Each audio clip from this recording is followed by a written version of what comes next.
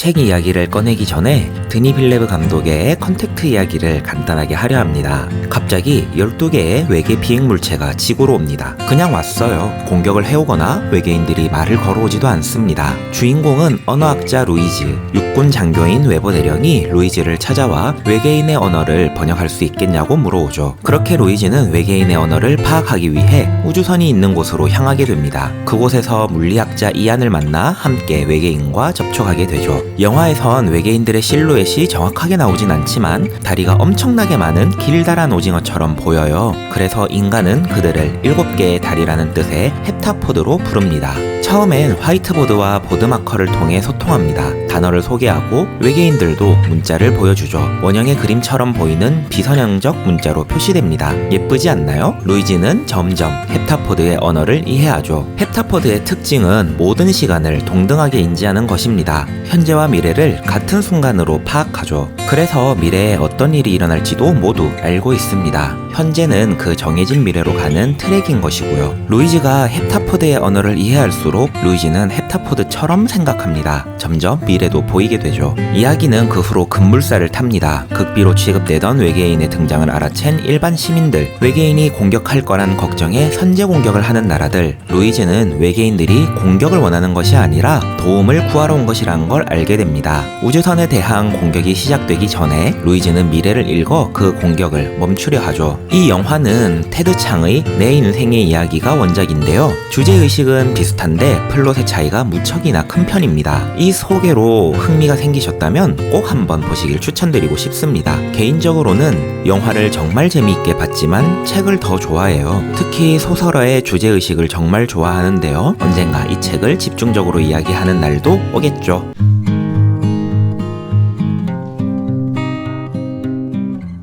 안녕하세요, 곰사장입니다. 북극 서점에 와주셔서 감사합니다. 오늘 아무 말이나 해볼 책은 모텐 크리스타인센 닉 채터의 진화하는 언어입니다. 저는 리처드 도킨스가 강력 추천했다는 말에 사봤는데요. 언어라는 흥미로운 주제를 재미있게 다루고 있고 꼭 맞는 예시와 비유가 있기 때문에 쉽게 읽을 수 있었어요. 언어는 어떻게 탄생했을까를 유추해보는 책인데요. 언어의 특징과 그 특징에 따른 형성 과정, 형성 과정에 따른 탄생 과정을 추적해보는 책입니다. 언어의 변화 과정에 관심이 있으신 분들은 정말 재밌게 읽으실 수 있을 것 같습니다. 본격적으로 이야기하기 전에 표지부터 살펴보실까요? 다홍색 표지가 강렬합니다. 물결 모양의 그래픽은 진화라는 단어에 맞추어 들어간 일러스트일까요? 원제는 더 랭귀지 게임입니다. 진화하는 언어로 번역이 됐군요. 반은 좋고 반은 아쉬운데요. 이 책이 가지고 있는 내용에서 가장 특별한 건 언어는 바로 서로 상호작용하는 게임이라는 주장입니다. 하지만 그렇다고 원제를 그대로 풀어서 언어 게임, 랭귀지 게임이라고 제목을 쓰면 그닥 와닿진 않단 말이죠. 언어의 진화성 역시 이 책의 중요한 부분이기 때문에 진화하는 언어 정도면 정말 잘한 번역 같아요. 그런 점에서 표지 디자인도 참 마음에 들어요.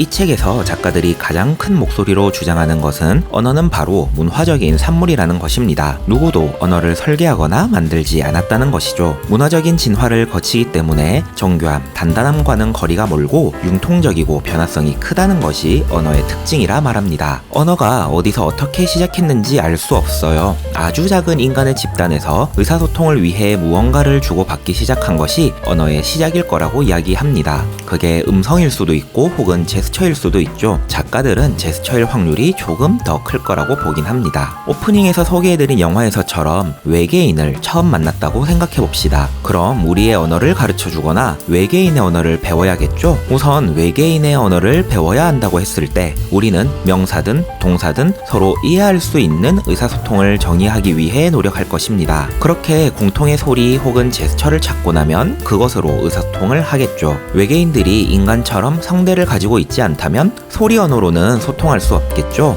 문자나 제스처를 쓸 수밖에 없을 것입니다. 달리기를 의미하기 위해서 처음엔 전력 질주를 달리는 척을 하다가 나중에는 팔만 흔들고 더 나중에는 손가락으로 달리는 척만 하게 될지도 모르죠. 중요한 것은 의사소통을 진행하면 진행할수록 점점 더 정제되어 간단한 표현으로 가다듬어질 것인데요. 그렇게 작은 집단에서 시작해 점점 더 넓은 집단이 사용하고 그 중에 좀 더 문화적인 약속으로 자리 잡아가며 위에 1년 일련의 모든 과정을 거쳐서 정리되고 변한 게 지금의 언어인 것이지요. 그래서 저자의 주장은 언어가 어떻게 만들어졌는지 알기 어려울 것이며 언어는 문화적인 산물로서 앞으로도 점점 진화하고 변화할 것이라고 말합니다.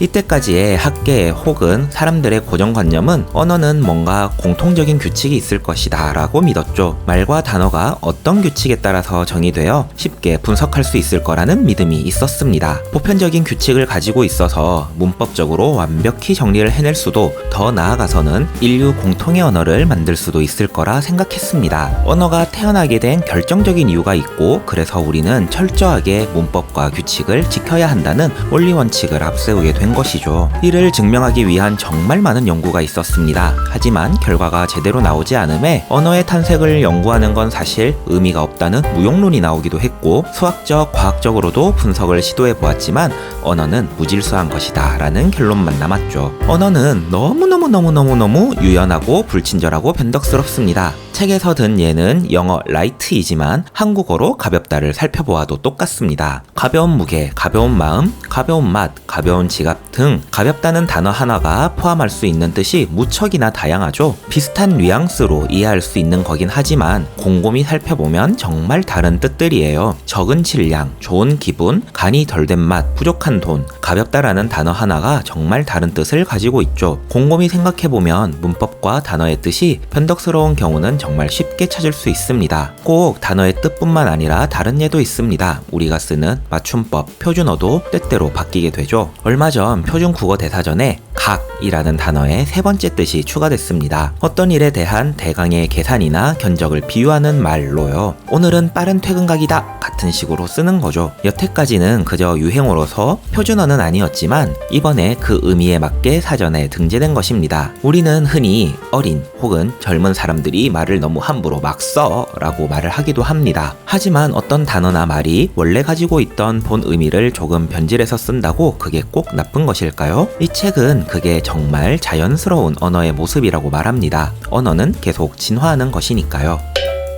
반복해서 저자가 주장하는 바가 바로 언어는 문화적으로 진화해온 산물이라는 것입니다. 저렇게 여러가지 뜻을 가지고 있는 것도 때에 따라 맥락을 맞추었기 때문이죠. 갑작스럽게 만들어지거나 태어난 게 아니라 한 집단의 문화적 토대 위에 켜켜이 쌓여 만들어진 것이 언어라는 약속이라고 말합니다. 물론 사람이 사용하는 것이기에 다윈주의적 변화, 돌연변이적 변화가 있을 순 있지만 근본적으로 문화적 산물이라는 주장을 반복해서 합니다. 언어가 문화적 산물이라는 걸 인정하는 것이 왜 중요한 주장이냐? 그것이 바로 언어의 특성을 결정짓기 때문입니다. 그리고 이 책에서 읽은 것 중 제가 가장 중요하다고 생각하는 언어의 특성은 언어란 청자의 역할이 훨씬 더 큰 상호작용 게임이라는 정의였습니다. 대화라는 건 흔히 핑퐁, 탁구나 테니스로 비유됩니다. 하지만 일반적으로 대화는 받아들이는 사람이 훨씬 중요한 역할을 하는 것이죠. 예를 들어 비가 약하게 와서 괜히 뛰어가고 싶지 않을 때 나는 양반집 핏줄이라서 라고 말을 하면 한국 사람에겐 우스갯소리가 될 수 있죠. 하지만 난 로마 공화정 시대 집정관이어서 라던가 봉건사회의 영주 핏줄이라서 라는 말은 와닿지가 않습니다. 영어의 부정의문문에선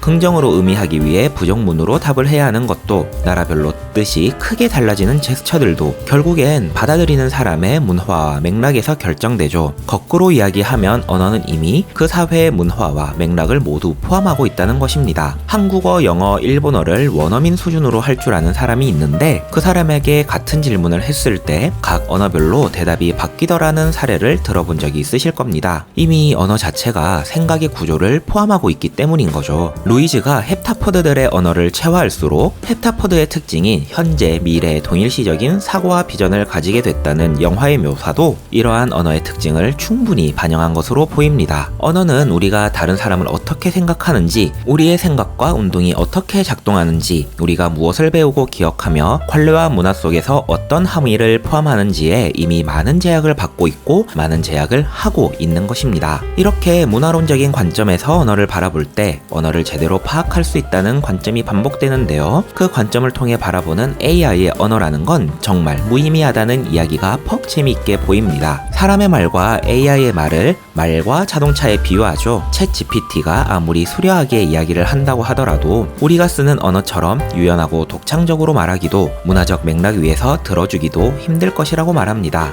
그래서 언어에 관한 한 인공지능 시스템을 생각보다 덜 무서워해도 될 것 같다고 말을 하죠. 진화하는 언어에 대한 이야기는 여기까지입니다. 언어는 치밀하게 만들어지고 설계가 된 게 아니라 유연하고 독창적으로 이어진 문화적 산물이라는 주장만큼이나 인간의 대화는 듣는 사람의 해석이 중요하다는 말이 계속 가슴에 남습니다. 말하는 사람으로서는 듣는 사람에게 얼마나 정확하게 말해주기 위해 노력하고 있는지, 듣는 사람으로서는 제가 가진 문화적 경험적 토대 때문에 말하는 사람의 말을 오해하고 있지 않는지 계속 질문하게 되네요. 함께 해주셔서 감사합니다. 다음에 또 만나요.